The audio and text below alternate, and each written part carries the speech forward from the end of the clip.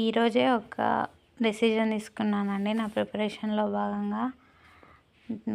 TGPSC preparation కోసం 100 days plan అనేది ఒక టైం టేబుల్ సెట్ చేసుకున్నా గ్రూప్ 2 కోసం.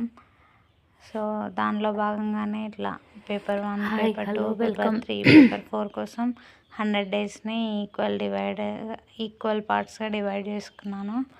అందులో భాగంగా డైలీ కరెంట్ అఫైర్స్ రెగ్యులర్గా చూడడం, రీజనింగ్ ప్రాక్టీస్ చేయడం, ఇంగ్లీష్ కూడా ప్రాక్టీస్ చేయడం, ఇవి డైలీ రెగ్యులర్గా పెట్టుకున్నా.